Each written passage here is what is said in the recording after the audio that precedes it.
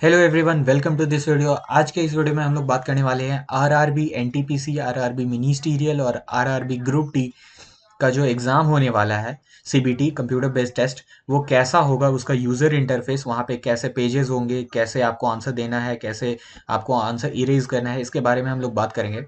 तो जब आप एग्ज़ाम वहाँ पे देने जाओगे, तो आप अपने सिस्टम पे जैसे ही बैठोगे, कंप्यूटर पे बैठोगे, तो यहाँ पे आपको अपना सिस्टम का नाम दिखेगा कि वो कंप्यूटर का क्या नाम है वो दिखेगा। मतलब C008 C001 ऐसे करके जो आपको सिस्टम अलॉट होता है वो यहाँ पे दिखेगा, ठीक है। और यहाँ पे आपको अपना फ़ोटो दिखेगा और यहाँ पे आपका आपका नाम डिस्प्ले होता रहेगा, ठीक है। और इसके बाद यहाँ पे जो रोल नंबर है आपका, वो यहाँ पे डिस्प्ले होता रहेगा।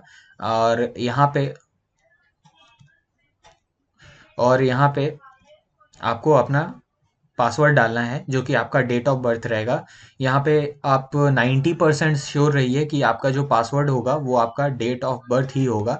तो यहाँ पे आप इस आइकन पे क्लिक करके पासवर्ड डाल सकते हैं अपना, मतलब जो भी डेट ऑफ बर्थ है, ठीक है। और यहाँ पे एक बार यहाँ पे ध्यान दीजिए कि जो आपके सामने कीबोर्ड रहेगा वो काम नहीं करेगा, आपको ये वर्चुअल कीबोर्ड का ही हेल्प से पासवर्ड डालना पड़ेगा, ओके। उसके बाद यहाँ पे आपको जब बोला जाएगा कि आप साइन इन कीजिए, यहाँ वहाँ पे आपको इंस्ट्रक्टर बोलेंगे साइन इन करने के लिए, उससे पहले ये साइन इन नहीं होगा। तो साइन इन करते ही आपके सामने जो पेज आएगा वो कुछ इस तरह से होगा, ठीक है। तो ये पेज में आपको यहाँ पे इंस्ट्रक्शंस दिए हुए रहेंगे कि आपको एग्ज़ाम कैसे देना है, ठीक है। आप वहाँ से ये इंस्ट्रक्शंस को पढ़ सकते हैं। वैसे मैं ये सारे इंस्ट्रक्शंस को अभी आपको एक्सप्लेन करूँगा, ठीक है। तो यहाँ पे से आप इंस्ट्रक्शंस इंग्लिश में कंफर्टेबल नहीं है तो आप हिंदी में कर सकते हैं, इसका लैंग्वेज को चेंज कर सकते हैं यहाँ से इंग्लिश और हिंदी में, ठीक है। इसके बाद यहाँ पे जैसे ही आप नीचे आते हैं तो यहाँ पे नेक्स्ट का बटन है, आप नेक्स्ट पे जब क्लिक कीजिएगा तो यहाँ पे सेकंड पेज खुलेगा और यहाँ पे आपको एक दो इंस्ट्रक्शंस हैं जिनका लैंग्वेज आप यहाँ से चेंज कर सकते हैं, ठीक है। और यहाँ से ये बात ध्यान देने वाला रहेगा, थोड़ा ये इंपॉर्टेंट है, इसको ध्यान से देखिएगा। यहाँ से आप जो लैंग्वेज सिलेक्ट करिएगा, इंग्लिश या फिर हिंदी, ठीक है, वो डिफ़ॉल्ट लैंग्वेज सेट हो जाएगा आपके सारे क्वेश्चंस के लिए। मतलब आपने अभी जैसे मैंने हिंदी सिलेक्ट कर लिया, ओके, तो मेरा जो डिफ़ॉल्ट लैंग्वेज है हर क्वेश्चन के लिए वो हिंदी ही होगा। अगर आपको RRB NTPC previous year papers चाहिए तो हमने सारे पेपर्स को कंपाइल करके, प्रीवियस ईयर पेपर्स को कंपाइल करके एक ई बुक बनाया है, आप उसे चेक कर सकते हैं। उसका लिंक मैं डिस्क्रिप्शन में डाल दे रहा हूँ। उसके बाद यहाँ से आपको इस चेक बॉक्स पे क्लिक करना पड़ेगा। आप इसके बाद यहाँ पे जब आपसे कहा जाएगा कि आप I am ready to begin कीजिए, इंस्ट्रक्टर बोलेंगे, तो आपको ये I am ready to begin पे क्लिक करना है, ठीक है। जैसे ही एग्ज़ाम होगा उससे पहले आप इस पे क्लिक नहीं कर पाओगे, ये डिसेबल्ड रहेगा। एग्ज़ाम का टाइम जैसे ही होगा तो ही आप इस पे क्लिक करोगे तो एग्ज़ाम स्टार्ट होगा। उसके बाद आपके सामने कुछ ऐसा पेज आएगा और यहाँ पे आपको क्वेश्चंस दिखेंगे आपके, ठीक है, जो भी क्वेश्चंस हैं। और यहाँ से आपको आपके सारे क्वेश्चंस एक साथ दिखेंगे, ठीक है। आप स्विच कर सकते हो क्वेश्चंस के बीच में। जैसे मान लीजिए मुझे क्वेश्चन नंबर 4 में जाना है, 5 में जाना है, तो यहाँ पे मैं किसी भी क्वेश्चन पे क्लिक करूँगा तो वहाँ पे मैं चला जाऊँगा उस क्वेश्चन पे, ठीक है। तो अभी जैसे मैं 1 पे हूँ, ठीक है, तो मैंने यहाँ पे ये क्वेश्चन का आंसर नहीं दिया और मैंने स्किप कर दिया, ओके, मुझे ये इस क्वेश्चन का आंसर नहीं पता है।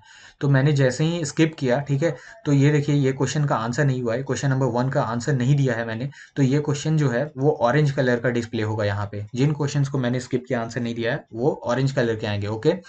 और जैसे ही मैंने अगर मुझे मान लीजिए ये क्वेश्चन का आंसर ये सही लगता है, ये ऑप्शन सही है, तो मैंने जैसे सिलेक्ट किया और उसके बाद यहाँ पे एक बात बहुत ध्यान से सुन लीजिए कि आप जब भी कोई ऑप्शन को सिलेक्ट करते हैं, ओके, तो आप यहाँ पे ध्यान दीजिएगा कि आप सेव एंड नेक्स्ट पे ही क्लिक करें।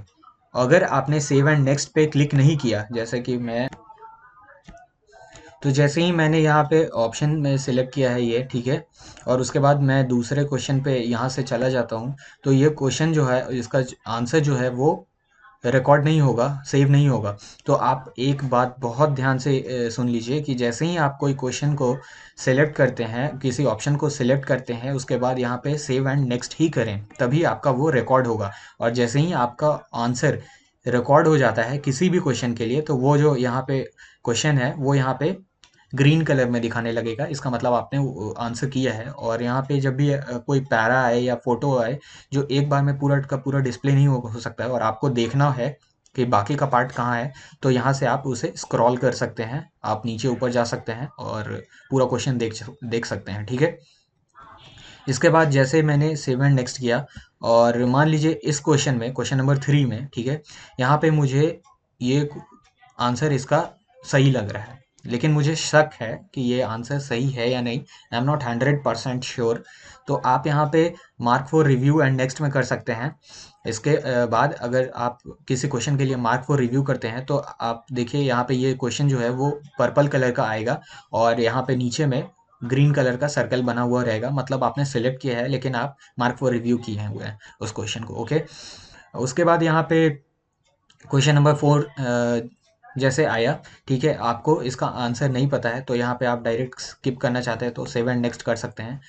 और इसके बाद जैसे क्वेश्चन नंबर 5 है, ठीक है, तो यहाँ पे आपको इसका आंसर बाद में देना है, अभी आपको इस पे टाइम नहीं लगाना है। तो आप mark for review and next कर सकते हैं। आप बाद में जब टाइम बचेगा तो फिर ये सारे क्वेश्चंस में आ सकते हैं। ये आपको पर्पल कलर का दिखेगा जो आपने मार्क फॉर रिव्यू किया हुआ है। ठीक है।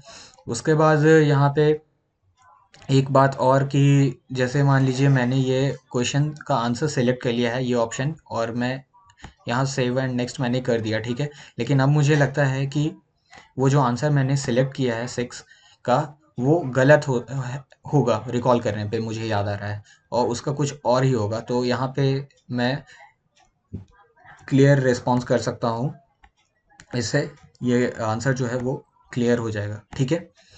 और इसके बाद आपको जैसे ही आपने यहाँ पे क्लियर रिस्पॉन्स किया, आपको सेव एंड नेक्स्ट ही करना पड़ेगा, वरना वो आपने जो इरेज किया आंसर वो नहीं, आपको वो सेव नहीं होगा, वो सिलेक्टेड रहेगा वो आंसर। ठीक है। उसके बाद फिर जिन क्वेश्चंस को मैंने विजिट नहीं किया है वो यहाँ पे ग्रे कलर के आएंगे, और यहाँ पे आपको आपका समय दिखाता रहेगा कि आपके पास और कितना टाइम बचा हुआ है।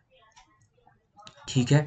यहाँ पे काउंटडाउन होता होगा, 1.5 घंटा जो है आपके पास, वो यहाँ पे काउंटडाउन में आपको दिखेगा। और यहाँ पे सबमिट का बटन है। अगर आपको लगता है कि आपने सारा क्वेश्चंस को अटेम्प्ट कर लिया है और आपने रिव्यू भी कर लिया है, तो आप सबमिट बटन पे क्लिक कर सकते हैं। नहीं तो ये टाइम पूरा होने पे आपका टेस्ट अपने आप सबमिट हो जाएगा। तो ये था वीडियो। अगर आपको ये वीडियो पसंद आया तो प्लीज़ लाइक दिस वीडियो, अगर आपको ये हेल्पफुल लगा तो, और share with it your friends, ताकि उनको भी पता चले कि कैसा एग्ज़ाम होता है। और अगर आपको ऐसे ही वीडियोस और चाहिए तो प्लीज़ सब्सक्राइब आवर चैनल। जय हिंद। Have a nice day.